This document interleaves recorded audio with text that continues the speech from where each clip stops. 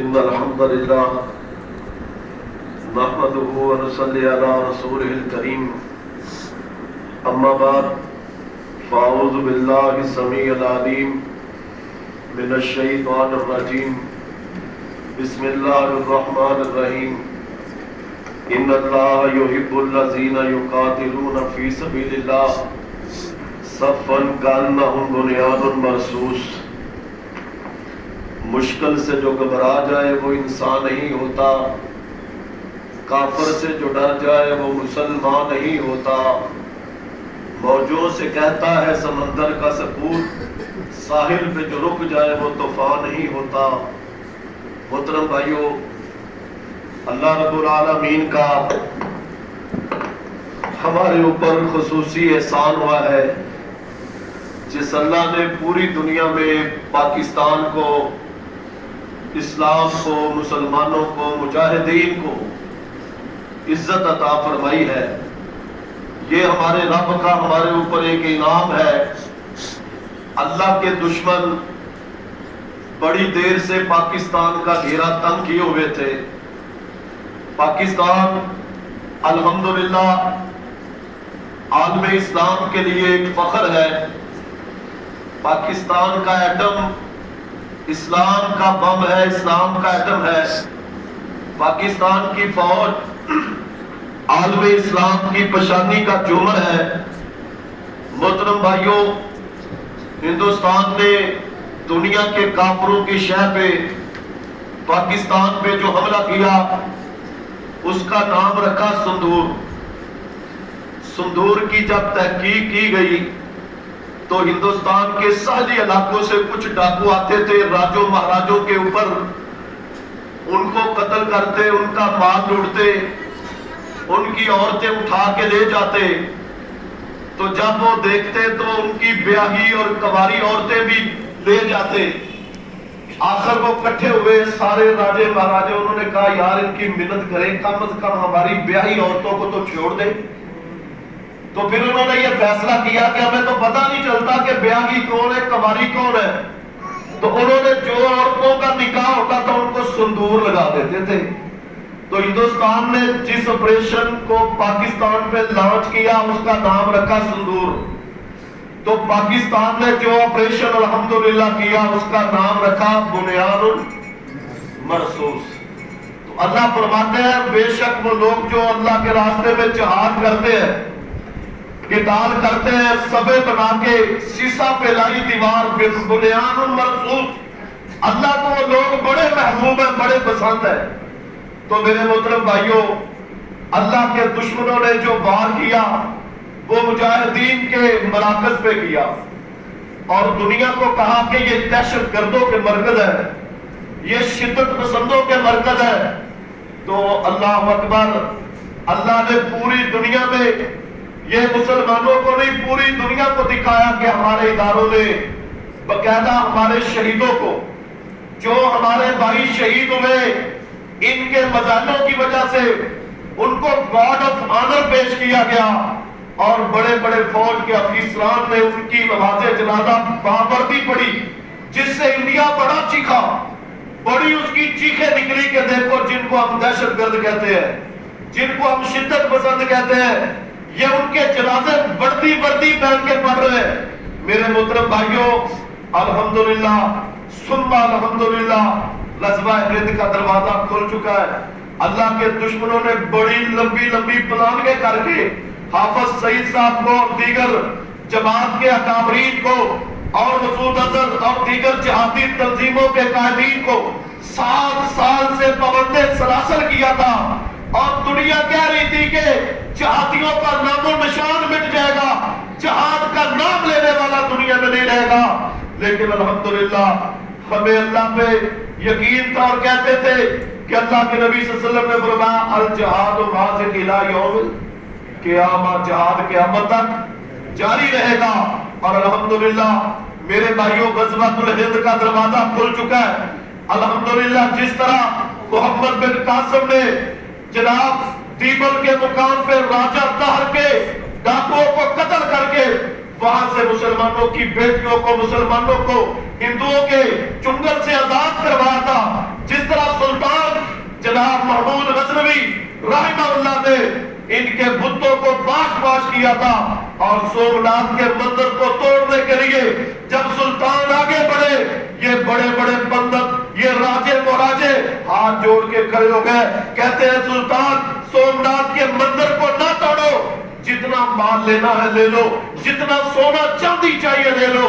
تو اس وقت سلطان نے کہا تھا کہ میں بت فروش نہیں، بت شکن، بت فروش نہیں، میں بت شکن ہوں، میں نمرودی نہیں، میں ابراہیمی ہوں۔ جب سومناتھ کا مندر توڑا تو وہاں سے جو سونا اور ہیرے جواہرات نکلے، سلطان کہتے تھے کہ میں ہر رات اللہ کے سامنے دعا کرتا تھا، اللہ سومناتھ کا مندر جب میں توڑوں گا وہاں سے جو غنیمت ملے گی میں غریبوں مسکینوں میں یتیموں میں یہ تقسیم کروں گا۔ پھر اتنی وسائل اتنی دولتیں وہاں سے ملی۔ تو میرے بھائیوں جہاد میں اللہ نے عزت رکھی ہے۔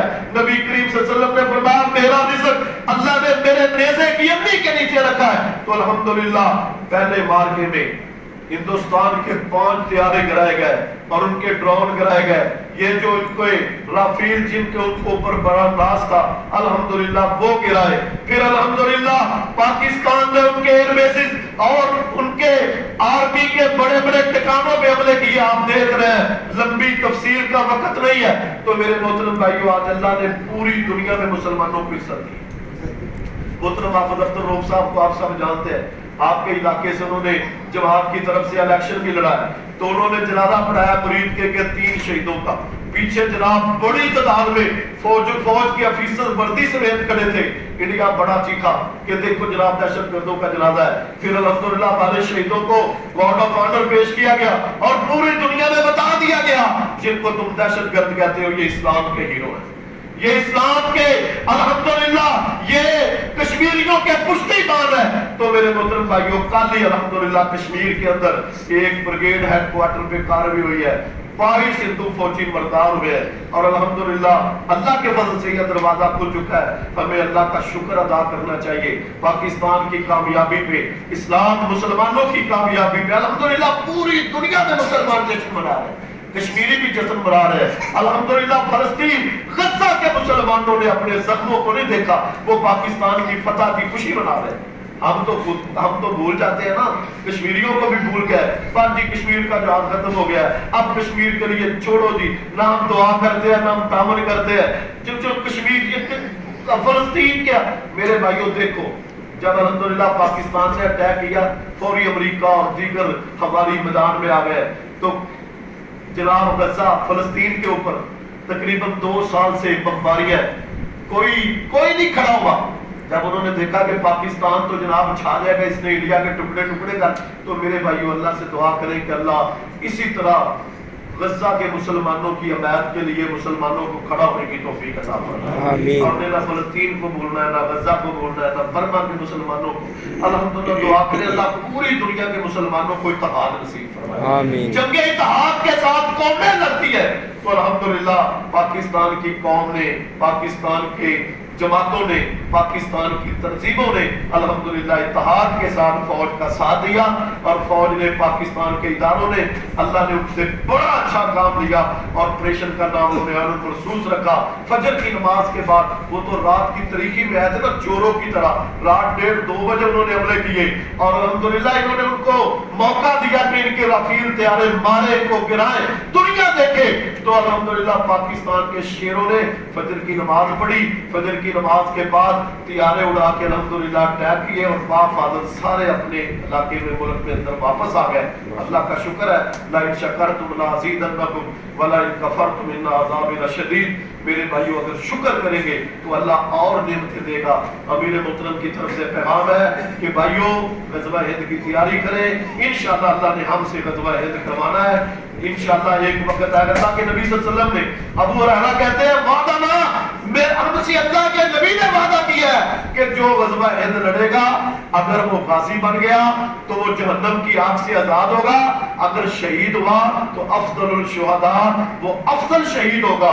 تو میرے بھائیوں سیدنا عثمان رضی اللہ تعالیٰ عنہ کہتے ہیں کہ اللہ کے نبی نے فرمایا کہ 2 جماعتیں میری امت کی ایسی ہے جن کو اللہ نے جہنم کی آگ سے آزاد کر دیا ہے، ایک وہ جماعت جو غزوہ ہند لڑے گی، ہندوستان کے خلاف جہاد کرے گی، اور ایک وہ جماعت جو عیسیٰ ابن مریم کے ساتھ مل کے دجال کے خلاف لڑے گی. تو حدیث کی روشنی سے مفتی صاحب شیخ صاحب موجود ہے, یہ ملتا ہے کہ جو مجاہدین جو اللہ کے بندے غزوہ ہند لڑیں گے وہ پہلے دفاع کی جنگ لڑیں گے. ہندوستان ان پہ اٹیک کرے گا, وہ اپنا دفاع کریں گے, دفاع کی جنگ لڑیں گے, پھر وہ ہندوستان کو فتح کریں گے اور ہندوستان کے جناب ان کے حکمرانوں کو زنجیروں سے جکڑیں گے. اس وقت تک جناب مسجد اقصی کو اللہ کے دشمن شہید کر چکے ہوں گے. پھر یہی آگے بڑھیں گے, مسجد اقصی کو بنائیں گے اور پھر یہی آگے بڑھیں گے. عیسیٰ ابن مریم کے ساتھ مل کے اللہ کے دشمنوں کے خلاف, دجال کے خلاف لڑیں گے. اللہ سے دعا ہے کہ اللہ ہمیں غزوہ ہند لڑنے کی توفیق عطا فرمائے. اللہ ہمارے ملک پاکستان کی حفاظت فرمائے, اندرونی بیرونی اللہ پاک سب سازشوں سے محفوظ فرمائے. اور جو میدانوں میں جنگ ہم نے جیتی ہے اللہ ہمیں ٹیبل ٹاپ پہ بھی جیتنے کی توفیق عطا فرمائے. بہت سی جنگیں ایسی ہوتی ہے جب میدانوں میں جیت جاتے ہیں تو دشمن سازشیں کرتے ہیں, ٹیبل پہ آ کے ہمارے حکمرانوں کو ہرا دیتے ہیں. اللہ ہمارے حکمرانوں کو ٹیبل پہ بھی استقامت نصیب فرمائے.